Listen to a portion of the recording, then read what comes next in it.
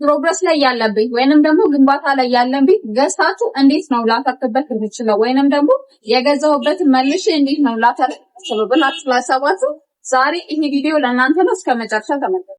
ሰላም ቤዛ ነኝ። ይህ ሄሪቴጅ ቢዝነስ ግሩፕ ነው። ዛሬ እንግዲህ የምናየው ብዙ ጊዜ ግንባታ ላይ ያለ ወይንም ደግሞ ፕሮግረስ ላይ ያለን ቤት ገዝታችሁ እስኪያልቅ ጠብቃችሁ ከዛ ደግሞ ቤታችሁን ተረክባችሁ መልሳችሁ ለኢንቨስትመንት ወይንም ደግሞ ለመኖሪያ የምትጠቀሙ ሰዎች እንዴት ነው ትርፋማ የምንሆነው የሚለውን ሀሳብ ነው የምንመለከተው። በመጀመሪያ ፕሮግረስ ላይ ያለን ቤት ወይንም ደግሞ ግንባታ ላይ ያለ ቤት ጥቅሙ ምንድነው የሚለውን እንመልከት። እንግዲህ የመጀመሪያ ጥቅሙ ምንድነው የሚለውን ስንመለከት እንግዲህ ፕሮግረስ ላይ ያለ ወይም ደግሞ ግንባታ ላይ ያለ ቤት በመጀመሪያ የዋጋ ልዩነቱ ያ ማለት ፕሮግረስ ላይ ሲሆን ወይም ደግሞ ገና ግንባታ ላይ ሲሆንና ሙሉ ለሙሉ ተጠናቆ የሚሸጥበት ዋጋ ሙሉ ለሙሉ እየተለየ ነው። ይሄ እንግዲህ ማናችንም የምናውቀውና የቤት ሽያጭ ወይንም ደግሞ የቤት ኢንቨስትመንት ላይ ብዙ ጊዜ ያላችሁ ሰዎች ስንታቁት ይሆናል።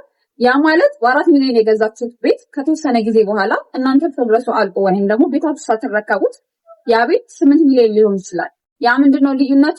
ግንባታ ላይ ወይም ደግሞ ሁለተኛ ፍሎር ላይ የነበረ ቤት 6ኛ እና 7ኛ ፍሎር ላይ ሲሆን በተመሳሳይ ዋጋ ወይንም ደግሞ በተመሳሳይ የካሬ ዋጋ ሽያጭ ላይ አይቆይም ማለት ነው። ያ ጥቅሙ ምንድነው? 4 ሚሊዮን የገዛችሁበት ቤት ቤቱ ሳያልቅ ወይም ደግሞ ቤታችሁ እጃችሁ ላይ ሲያገባ ሙሉ ለሙሉ አትርፏል። በዚሁ እንቀጥልና ይሄ ጥቅሙ ምንድነው? አሁን ለምሳሌ አሁን እንዳልኳችሁ 4 ሚሊዮን የገዛችሁት ቤቱ ሳትረከቡ 8 ሚሊዮን ገባ ማለት ሙሉ ለሙሉ ሲጠናቀቅ ደግሞ ይሄው ቤት 15 ሚሊዮን ይሸጣል ማለት ነው። ያለ እናንተ ምንድነው ጥቅሙ? በዛ ዋጋ ነው ሙሉ ለሙሉ ውላችሁን ተዋውላችሁ ቤቱን የምትረከቡት በመጀመሪያ ደረጃ። ሲቀጥል ደግሞ ቤቱ ካለቀ በኋላ ለኢንቨስትመንት ወይንም ደግሞ ቤቱን አከራይተን እንጠቀም እንኳን ብትሉ ሙሉ ለሙሉ የተጠናቀቀው ቤት ለኪራይ ብታወጡ እንደየከተማው ቢለያይም በትንሹ ከ100,000 በታች ልታከራዩት አትችሉም። ማንኛውም አፓርትመንት ወይም ደግሞ ሌክዠሪ አፓርትመንት የሚባለው አነስተኛ ዋጋው 100,000 ብር ነው።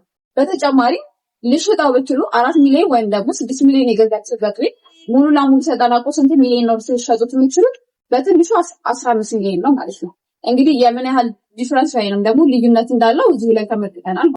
እንግዲህ ዛሬ ፕሮግረስ ላይ ያለ ቤት ምን ይመስላል፣ ጥቅሙ ምንድነው፣ አዋጅ ነው አትራፊ ነው የሚለውን ተመልክተናል። በቀጣይ ቪዲዮ ደግሞ ሙሉ ለሙሉ የተጠናቀቀ ቤት ጥቅሙ ምንድነው፣ ጉዳቱስ ምንድነው፣ ትርፋችን ምንድነው የሚለውን በቀጣይ ቪዲዮ ሰራላችኋለሁ።